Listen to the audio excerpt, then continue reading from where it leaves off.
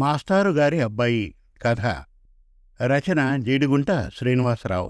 కథాపఠనం Mallavarapu Sitaram Kumar. Cycle తొక్కుతూ వస్తున్న సత్యం master గారిని చూసి లోపలికి పరిగెత్తాడు చౌదరి గారి అబ్బాయి రమేష్.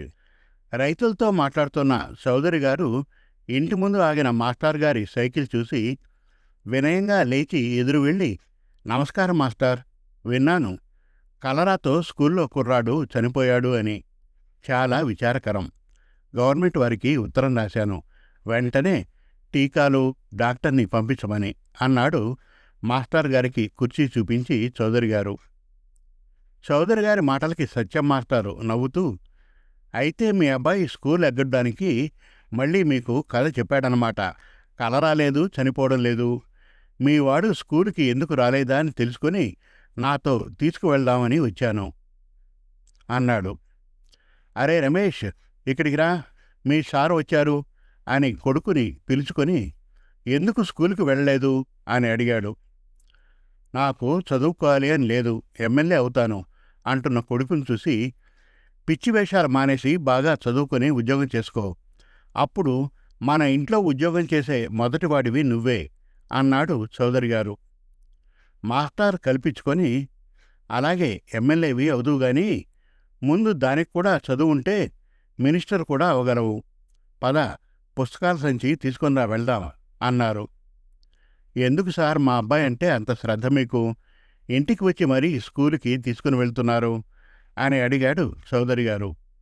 బాగా చదివే పిల్లలు అంటే నాకు బాగా ఇష్టం. వాళ్ళని సరైన దారిలో పెడితే రేపు దేశానికి పనికొస్తారు. అందుకే నేను శ్రమ అనుకోకుండా వాళ్ళని స్కూలుకు వచ్చేలా చూస్తాను అంటూ రమేష్ని సైకిల్ మీద ఎక్కించుకొని బయలుదేరారు. ఏమిటో ఈ సార్ పద్ధతి, పిల్లాడికి ట్యూషన్ కూడా చెప్తున్నారు కదా అని 4 బస్తాల బియ్యం పంపితే తిరిగి పంపించేశాడు. మీ పిల్లాడు వృత్తిలోకి వస్తే అదే నాకు 10,000 అని. మొత్తానికి మాస్టర్ గారి కొడుకు శంకర్, చౌదరి గారి అబ్బాయి 10th క్లాస్ పాస్ అయ్యారు. మాస్టర్ గారికి వేరే ఊరికి ట్రాన్స్ఫర్ అయింది. దాంతో కుటుంబంతో సహా వెళ్ళిపోయారు.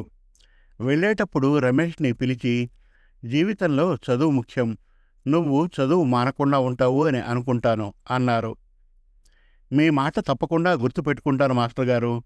మీ అబ్బాయిని కూడా బాగా చదివించండి, అవసరమైతే నాన్నగారి సహాయం తీసుకోండి అన్నాడు. తన స్నేహితుడు శంకర్కి కూడా వీడ్కోలు చెప్పాడు. రమేష్ గుంటూరులో ఇంటర్మీడియట్ పూర్తి చేసి చదవడం రాయడం వచ్చింది. ఇక నేను రాజకీయాల్లో చేరి మీకు సహాయంగా ఉంటాను అన్నాడు తండ్రితో. చౌదరి గారు కూడా తనకి వయస్సు మీద పడుతోంది సరేలే అని కొడుకుని తాను పనిచేస్తున్న పార్టీలో చేర్పించాడు. సహజంగా రక్తంలో రాజకీయం అలవాటు ఉండడంతో దూసుకుపోతున్నాడు. పై అధినాయకత్వం ఇతని సేవలు గుర్తించింది. మాస్టర్ గారి అబ్బాయి డిగ్రీ పూర్తి చేసి పోటీ పరీక్షల్లో సెక్రటేరియట్లో గుమాస్తాగా చేరాడు. డబ్బులు లేక పై చదువులు చదవలేకపోయాడు గాని మంచి తెలివితేటలు కలవాడు. ఏ సమస్య అయినా ఇట్టే రూల్ చెప్పి సరైన నోట్ ఫైల్ తయారు చేసి పై ఆఫీసర్లకి పంపించేవాడు. ఇతని పైన వెంకట్రావు అనే అసిస్టెంట్ సెక్రటరీ ఉండేవాడు. అదృష్టం బాగుండి ఆ పదవిలోకి వెళ్ళాడు. మాస్టర్ గారి అబ్బాయి శంకర్ పెట్టిన నోట్ అర్థం చేసుకోవడం వెంకట్రావుకి కష్టంగా ఉండేది. అందుకే శంకర్ని పిలిచి, ఏమిటయ్యా నువ్వు పెట్టే నోటు, ఇదేమిటి రామాయణం అనుకున్నావా, సింపుల్గా రాయొచ్చు కదా అని అవమానపరిచేవాడు. ఒక రోజున అర్జెంట్ ఫైల్ తీసుకుని శంకర్ అసిస్టెంట్ సెక్రటరీ గదికి వెళ్ళి, సార్, అర్జెంట్ ఫైల్ తమరు తీసుకొని రమ్మన్నారుగా అంటూ టేబుల్ మీద పెట్టాడు. వెంకట్రావు రివ్వున లేచి, అర్జెంటు అని నువ్వు నాకు గుర్తు చేస్తావా అంటూ ఫైల్ తీసుకొని 4వ ఫ్లోర్ కిటికీ నుంచి కిందకు పడేసి, ఇప్పుడు వెళ్ళి తీసుకొనిరా అన్నాడు కోపంగా. శంకర్ వెంటనే టేబుల్ మీద ఉన్న వైట్ పేపర్ మీద తన రాజీనామా రాసి ఆయన దగ్గర పడేసి, నేను ఉద్యోగం మానేశాను, నీలాంటి మూర్ఖుడి దగ్గర ఉద్యోగం చేయడం కంటే అడుక్కోవడం మేలు, నువ్వే కిందకు వెళ్ళి ఫైల్ తెచ్చుకో, ఆ ఫైల్ ముఖ్యమంత్రి వరకు వెళ్ళాలి, నీ ఇష్టం అని బయటకు వచ్చేశాడు. జరిగిన విషయం భార్యకి చెప్పాడు శంకర్. మంచివాడైనా చెడ్డవాడైనా అధికారి అధికారే, మనమే సర్దుకోవాలి. జీతం లేకుండా సంసారం ఎలా? అంది శంకర్ భార్య. కంగారు పడకు, నేను ఐఏఎస్ కోచింగ్ తీసుకుని పరీక్ష రాస్తాను. వాడిని మించిన అధికారం సంపాదించి అటువంటి వాళ్లకు బుద్ధి చెప్పాలి. నువ్వు మీ పుట్టింట్లో కొన్నాళ్ళు ఉండు. ఒక 10 రోజుల్లో మనకు గవర్నమెంట్ నుంచి రావాల్సిన డబ్బులు వస్తాయి. కొంత డబ్బు నీతో తీసుకుని వెళ్ళు. నేను తెలివితేటలు లేక గుమాస్తా ఉద్యోగంలో చేరలేదు. మా నాన్నగారికి స్తోమత లేక పై చదువులు చదవలేదు. నువ్వు నన్ను ఐఏఎస్ ఆఫీసర్గా త్వరలో చూస్తావు అన్నాడు భార్యతో. చౌదరి గారు పోవడంతో రమేష్ పూర్తిగా పాలిటిక్స్లో ఉండిపోయి ఆ తర్వాత వచ్చిన ఎలక్షన్లో నిలబడి ఎమ్మెల్యేగా గెలిచాడు. మకాం హైదరాబాద్కు మార్చి పెద్ద నాయకుడికి అనుకూలంగా ఉండి మంచి పేరు తెచ్చుకున్నాడు.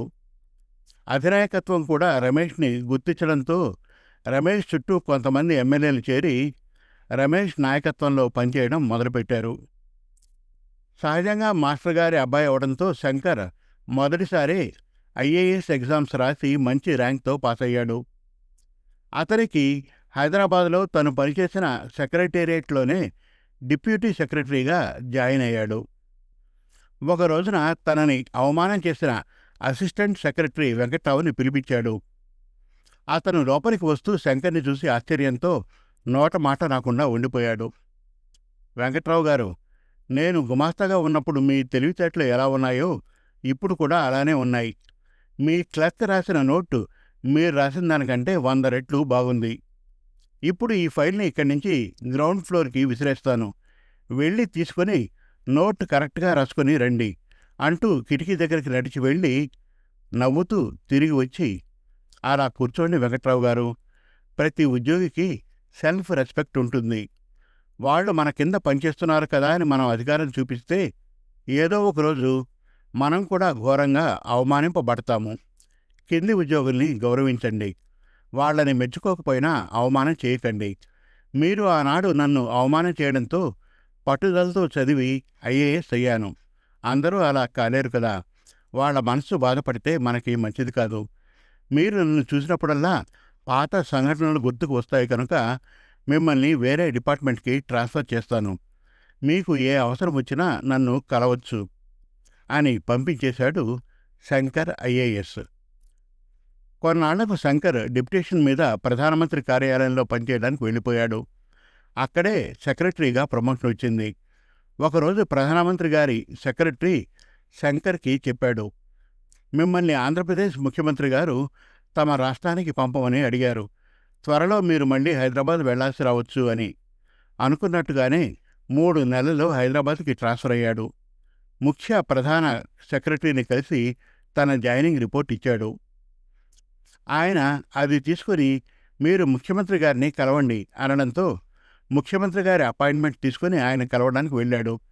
తలుపు తీసుకుని లోపలికి వస్తున్న శంకర్ని చూసి సంతోషంగా రారా శంకర్ అని ముఖ్యమంత్రి పిలవడంతో అక్కడ ఉన్న మంత్రులు ఆశ్చర్యంతో శంకర్ వంక చూస్తూ ఉండిపోయారు. వాళ్ళని చూసి ముఖ్యమంత్రి, ఇతను మా మాస్టర్ గారి అబ్బాయి. నేను స్కూలుకి వెళ్ళకపోతే మా మాస్టర్ ఇంటికి వచ్చి మరీ తీసుకుని వెళ్ళేవాళ్ళు. ఇతను పట్టుదలతో ఐఏఎస్ ఆఫీసర్ అయ్యాడు. నాకు ముఖ్య స్నేహితుడు అని చెప్పి వాళ్ళని పంపించేసి శంకర్తో వేరే గదిలో కూర్చొని చిన్ననాటి కబుర్లు చెప్పుకున్నారు. నువ్వు ప్రధానమంత్రి ఆఫీసులో ఉన్నావు అని తెలిసి నీలాంటి వాడి సేవలు మనం పుట్టి పెరిగిన మన స్టేట్కి కావాలి అని పిలిపించాను. అంతేకాదు, నేనిప్పుడు ఈ స్టేజిలో ఉండడానికి మీ నాన్నగారు జీవితంలో ఎలా ఉండాలో నేర్పించడమే కారణం. నువ్వు చీఫ్ మినిస్టర్ ఆఫీసులో ప్రధాన సెక్రటరీగా ఉండి నాకు మంచి పేరు తెస్తావు అని ఆశ అన్నాడు. ఇంటికి వచ్చి భార్యకి చెప్పాడు, ముఖ్యమంత్రి మా నాన్నగారి శిష్యుడు, నాకు స్నేహితుడు అని. ఏదైనా పట్టుదల కృషి ఉంటే సాధించలేనిది ఏమీ ఉండదు. ఎక్కడి పల్లెటూరు చదువులు. ఇప్పుడు నా స్నేహితుడు ముఖ్యమంత్రి, నేను ఐఏఎస్ ఆఫీసర్ని అన్నాడు ఆనందంగా.